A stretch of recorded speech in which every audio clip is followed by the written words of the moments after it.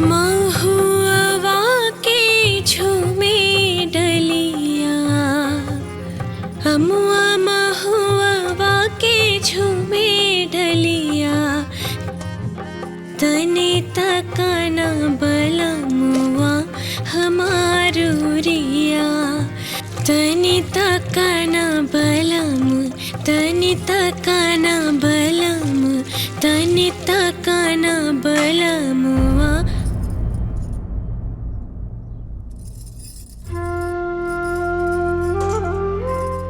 चुप काहे हो गेलू दुल्हन? गावा ना। जाए दी अम्मा जी, जना गईला से कल घर में इतना बवाल भइला, वो काम काहे करे के हम सोच ले बानी। आज के बाद हम गाना ही ना गाइब।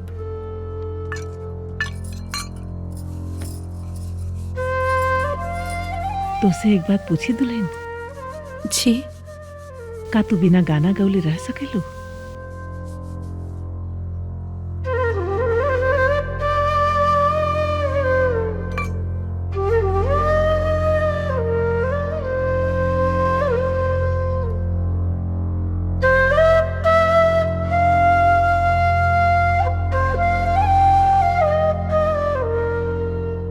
ये दुनिया में हमरा खातिर सबसे प्यारा अगर कोनो चीज बता, वो संगीत बा अम्मा जी। यही में हमार जान बसेला अम्मा जी। आपके पता बा, हमरे बाबूजी शारदा सिन्हा जी के कुल गाना सुनत रहले। वहाँ के इतना मानत रहले कि भले हमार नाम सरस्वती रहले, बाकी वो हमरा के हमेशा शारदा कह के ही बुलावत रहले। जब हम छोट रहनी ना अम्मा जी, हमार पूरा घर एकदम संगीतमय रहे। कोनो भी परेशानी होके निवारण हमेशा संगीत ही रहल। हमरे बाबूजी स्कूल में संगीत सिखावत रहले और हमके भी संगीत की शिक्षा उन्हीं से मिलल। पता बा, उनकर सपना रहला कि हमहू शारदा सिन्हा जी जैसन बहुत बड़ गायिका बनी।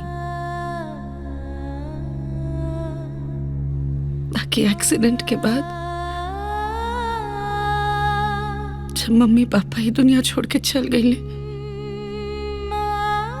तो हमार गीत संगीत भी छूट गई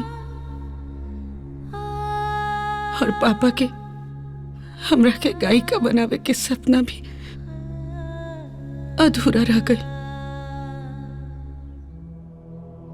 सच बताई तो संगीत के बिना हम अपना आप के भी अधूरा समझे नहीं। और तू अपना आप के पूरा काहे नहीं को करत? कैसे करी अम्मा जी?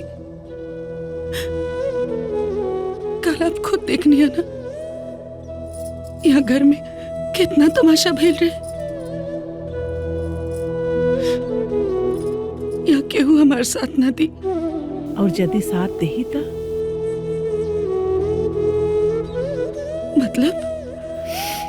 दुल्हन, अरे हम तुहार आवाज सुन ले बानी, तू बहुत अच्छा गाना गावेलू। अगर तोके मौका मिले ना तो तू अपना गायकी से अपने नाम का परचम फहरा सकेलू। लेकिन कैसे? अरे हौ टिबिया पर हौ का नौआ हो याद ना आवत हो? हाँ, अरे वो सुर गंगा का प्रचार आवता ना। हाँ, प्रचार तो आवता। अरे दुल्हन, वो प्रतियोगिता में तू जीत सकेलू। हमके पूरा विश्वास है दुल्हन कि तू जीत जाबू।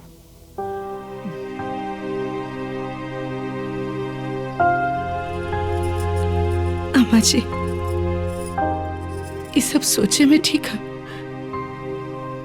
बाकी असली में संभव नहीं के। कहीं से क्यों हमने औरतन के किस्मत में दोष बा। सही कहत बाड़ू दुल्हन, हम औरतन का जीवन हमेशा नैहर से लेके ससुराल तक सब केहू के खुश करे में बीत जाला। नैहरे में बाप को प्रतिष्ठा संभारे में, भाई भौजाई के सम्मान रखे में, और इस ससुराल में पति का सेवा करे में, सास ससुर के गर्दनी बजावे के चक्कर में धीरे धीरे जीवन अंतिम कगार तक पहुंच जाला। सबका सपना पूरा करे के चक्कर में हमने के अपन सपना दफन कर दिला जा। दुल्हन, हम अपना समय में जिला स्तर के दौड़ के प्रतियोगिता में प्रथम आवत रहनी।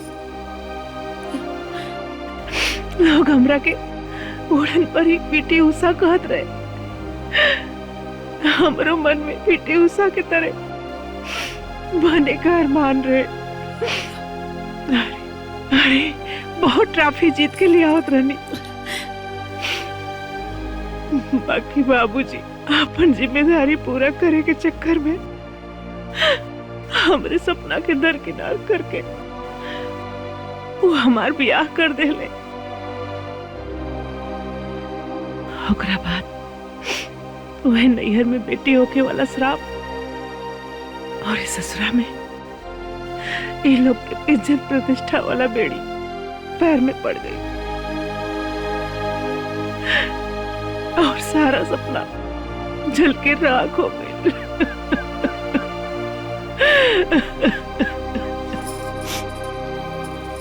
चाय दे अम्मा जी, रोई मत। हम कहनी ना, हमने औरतन के किस्मते में दोष बा। अरे ना दुल्हन, हमार सपना भले दरकिनार हो गई, बाकी तुम्हार सपना जरूर पूरा होगी। अरे हमारे सपोर्ट में तो केहू ना रहे, बाकी तुम्हारा सपोर्ट में हम बानी। तू प्रतियोगिता में भाग ला दुल्हन। और जाना तारू, ये लोग जौन बोला था ना, अरे ये लोग के मुंह पर ताला लग जाई दुल्हन। हमरा के पूरा विश्वास बा दुल्हन, तू जीत जाबू। तू कोनो बात का चिंता मत करा, ये सब लोग खुद आके तुहार बाबा ही करी दुल्हन। हाँ दुल्हन, हम कहत बाड़ी ना, तू प्रतियोगिता में भाग ला दुल्हन, तू जीत जेबू दुल्हन। हाँ बच्चे, जीतल तो दूर के बाद प्रतियोगिता में भाग लेवे खातिर भी हमके खूब बढ़िया से रियाज करे के पड़ी। अरे तो रियाज करा ना। बाकी रियाज करे खातिर हमके एगो हारमोनियम चाहिए, और हारमोनियम खरीदे में कम से कम 25 से 30 हजार रुपया लागी। अरे दुल्हन, तू चिंता काहे करत बाड़ू? है जब हम ठान लेले बाड़ी तो हारमोनियम की नाई। अरे तोरे ससुर जी का बहुत पैसा चुरा के रख ले बाड़ी। अरे थोड़ा थोड़ा पक्के जेबा में से निकलने रही। स्केल चेंजर जर्मन बीट वाला हारमोनियम बा, एकदम पानी नियर बजेला। एके बजा के देख सकता काहे नहीं ना, बजाए के बा रउआ के ही तो देखई के चाही। जय हो सरस्वती मैया।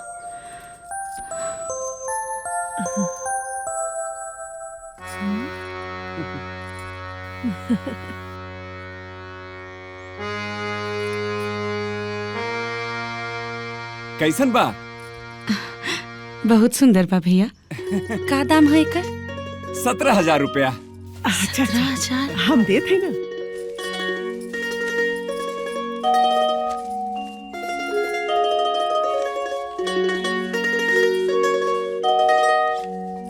है ली दो। आप लोग गाड़ी में चली, हम लदवा देते हैं। ना ना भैया, हमें अभी ना चाहिए। जब हमने आपके फोन करल जाई तब पहुंचवा दे। ठीक है ठीक है, आपका जब फोन आई तब हम लड़का से भिजवा दे। अच्छा ठीक बा, ठीक है। प्रणाम। ठीक, चलो दुल्हन। बहुत देर हो गई। देखा तारा, आज तो एकदम 2 घंटा हो गई, अभी तक ना आई सन। अरे माई चिंता मत कर, आ जाइए दोनों। काहे झूठ मूठ कर घबराता रही? अरे हमार बुढ़ापा आ गई, अब तनिको इन्हनी के लाज नहीं खे। अरे झूठ अरे है, तू चिंता कर इननी तारू। बड़ी बेशरम हो गई घबरो बानी मत, सन आ जाइए दोनों। तनको लाज नहीं खे कब्बे का घर से निकल अम्मा बानी जी, सन अरे इननी के तनको दादाजी के चिंता देखिए, बा कैसन एकदम डर गब्बर खत्म सिंह हो जैसन गया चलत इननी तारी। के। आवे दाज इननी के मार के हाथ गोड़ ना तोड़ देनी देखिए ना तो हमरो नाम नहीं। आज तो लगा था अरे पता कि नहीं इनकर कौन हमला नौकरी करत तानी सन बड़ी भयंकर हुई। दोनों सास पतो निकल अरे जाता नी सन तू काहे घबरात पड़ू हैं? घर के हम है ना तोरे संगे। बुढ़ऊ का शरीर बा। करे हर हमला का ना मुंह तोड़ जवाब दे हम। बा। याद रखिए जब लेकिन कुछ बोले ना तब तक कुछ ना बोले के बाद चुपचाप निकल जाए के बाद। झाड़ू बाड़ू कुछ चला नहीं चुपचाप लगा। निकल चलल जाए। हे भगवान आवा अरे हम बूढ़ पुरनिया बानी अरे हमरो चिंता नहीं खे अब का करिए भगवान। अरे कहाँ चोरी करके भागल जाता लू पकड़ाए के डर से घर में भागल जाता लू। अरे कहाँ गल लू दोनों जने। अरे अरे अम्मा जी वो कहा ना हमने किसी चर्चा में कर लीजा। हाँ का दुल्हन। अच्छा अच्छा जुगल जोड़ी बनल बा। अरे घर में केहू खाए न खाए हित नाच केहू का चिंता बा। अरे बुढ़ापा हमार आ शिव चर्चा इनकर। अरे अम्मा जी अब रहुआ नास्तिक पानी तो हम का करी। का हम नास्तिक बनी ये अधिकार नहीं के बोलत का हैं? एक दिन अंडा का खा लेली ये हमरा के नास्तिक कहता नास्तिक। याद बा अम्मा जी अरे वो दिन शनिचर रहे। हाँ सनीचर के दिन हाँ खा लेंगे। दुल्हन। हाँ, राम राम अरे राम। बाप रे बाप छी, राम छी, राम दादी जी, चलो ये चलो, उम्मीद ना चलो, रहे। ना देखा तारे अपने जलालू के। अरे अरे जान, हमरा के चलो, नास्तिक चलो, कलस रे देखा तारे रे देखा तारे। अरे देखा हम तानी। नास्तिक हई हैं?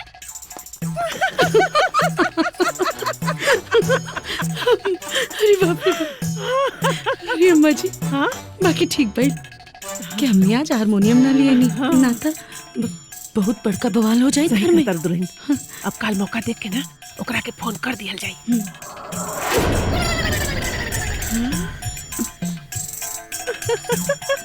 ए दुल्हन बेटा के भेज देले बाड़ी दुकाने हैं। अब बाप के इतना लंबा लिस्ट देले बाड़ी कि खरीदत खरीदत संजा हो जाई। अब तू एक काम करा फोन लगा के ना हारमोनिया वाले के बुला ला हारमोनिया ले। जी जी जी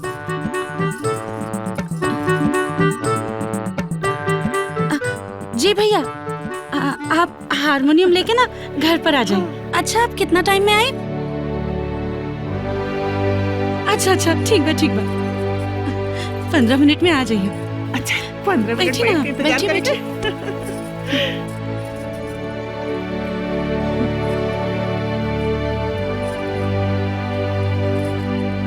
रियाज चालू कर दे बस हारमोनियम पहुंच ए जाए। दुल्हन हारमोनिया वाला हारमोनिया लेके आ जाई ना तो तू खूब रियाज करिया। हाँ जी का भाई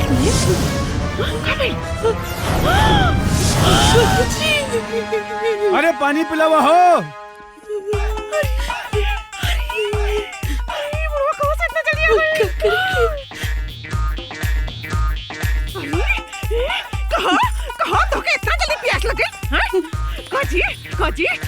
अरे रउआ के गइले 15 मिनट ना भाई इतना जल्दी आ गई नी रउआ। अरे गैल तो रहली है रस्तवा में बखचुआ मिल गल पूछे लागल चाचा कहाँ जाता रहो तो कहली बाजारे तो कहे लगल चाचा हमहू के जाए के बा हमरो उधर काम बा हमरे साथे बाइक पे चल तो हमहू सोचे लगली कि सवारी वारी के चक्कर में का पड़ी। अरे तो बाइक पे बैठ के हड़ पहुँच जाओ बाजारे। हाँ? ई मखनचुआ ना काजी अरे तो तू मखनचुआ का लगवा काहे नहीं रुक गइला। अरे तो सोचली कि वहाँ रुके के बाद टाइम लागी तो वहाँ 1 घंटा गामे में का करती। एकर मतलब तू 1 घंटा एजा रुकबा। हाँ अरे पनिया लगल तोहर पनिया आई हो दुल्हन। अरे ए दुल्हन फंस गइली जा। अरे अभी बुढ़वा 1 घंटा से पहले ना जाई हो। 1 घंटा खाती रही जा रही है अब का कर जाऊं। एक काम करा तू हारमोनिया वाले के फोन लगा के ओके कहा था कि वो 1 घंटा बाद आई। बाबूजी भी ना। हाँ भैया सुनो देखा तू 1 घंटा बाद आई है। 1 घंटा बाद अरे हम तो राहुल के घर के सामने में आ गए एकदम। हेलो हेलो अरे ना मिला था। हेलो भैया रुक जाओ आगे मत बढ़िया। कौन जी चौकिया पर जो बैठल बाड़े ना उहे हमार ससुर जी बाड़े।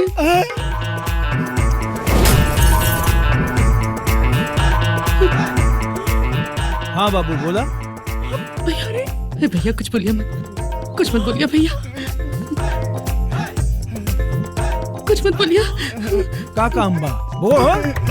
अरे कहाँ जाता रे? अरे रुक रुक। देख भैया चाहे जौन हो जाए ई मत बताइए कि कपड़ा पर हारमोनियम हो तो के तेरा माई के किया भैया। कहाँ जाता है? अरे बताऊबे रे।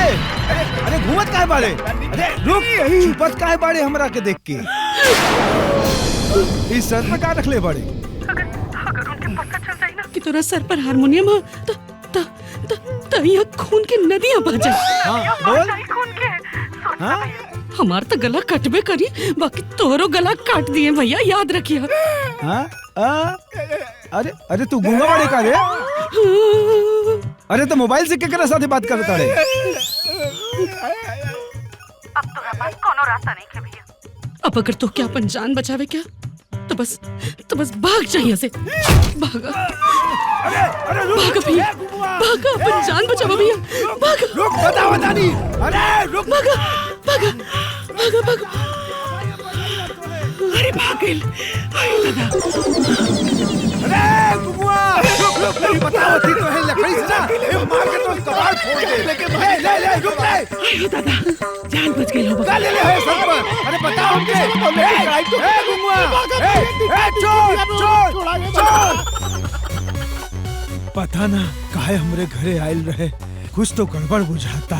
लगा तो चक्कर आ जाए मेरी। अरे नहीं दुल्हन समारा तो।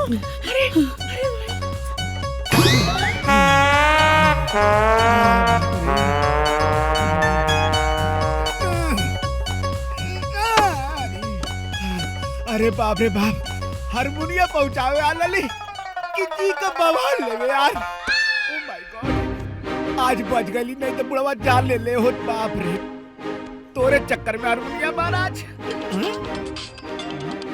अब के कर फोन आओ था यार। कहाँ बुलाया? हाँ भैया अब हारमोनियम कब पहुंचाई? अब हम हारमोनिया ना पहुंचाई। तोरे चक्कर में हारमोनिया पहुंचाओ के चक्कर में अब भाई हमारे जान चलने को मार के गिरा देते नहीं ठन। हमरे बाल बच्चा क्या देखे तू देखे खाली तोरे हारमोनिया के चक्कर में। देखिए भैया, हमार ना कोनो बड़ भाई नहीं खन। आप हमरा बड़ भाई जैसन बानी ना। आप भले साइज में छोटे, बाकी आपने हमके अपन बड़ भाई लोग के ले। एगो भाई के अपना बहन के प्रति कुछ फर्ज हो खेला ना। सुनी, जब आप भैया बोली देले बानी तब भाइयों का फर्ज बा कि अपने बहन का वादा पूरा करी। हाँ भैया, फर्ज तो बनते करेला। लेकिन हम अब मर जाए कैसे? बुढ़वा फिर मार लगी तब।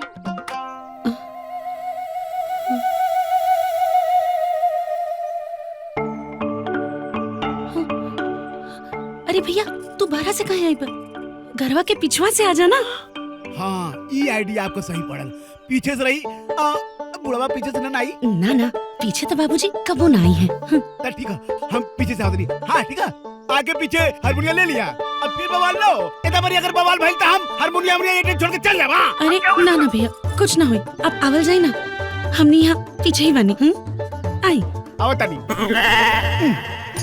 चला भैया, भगवान इतना बड़ी बचा दिया, भगवान की हारमोनिया पहुंचा दी ठीक ठाक से। दुकानियों देखे क्या भगवान।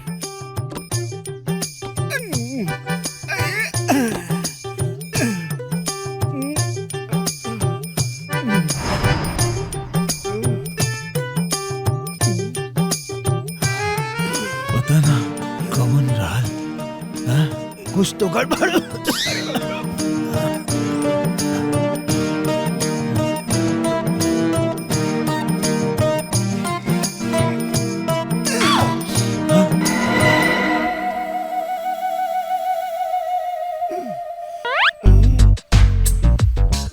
आगे हारमोनियम इधर था। लिया वो भैया, जल्दी लिया वो हारमोनियम। पकड़ी ना अम्मा जी। हमने क्या हारमोनियम पहुंचा दिला। अरे भाई बोल देलू तो भाई का फर्ज निभाव पड़ी ना।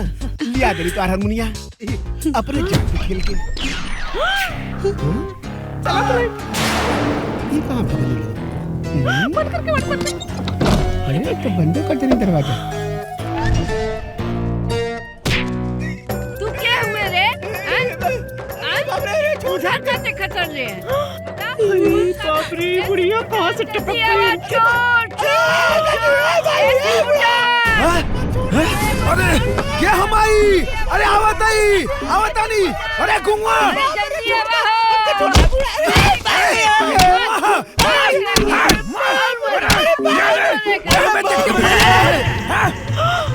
अम्मा जी अगर ये कुछ वक्त दिलस तब। ये दुल्हन तू फोन पकड़ा, हम जाके ओकरा के संभालता नहीं। अरे बाप रे, अरे अरे अरे बोला प्रभा कुछ काहे मार? अरे देखा चोर हो चोर। सॉरी भैया। अरे अब चोर नहीं, इनसे पूछा इनसे।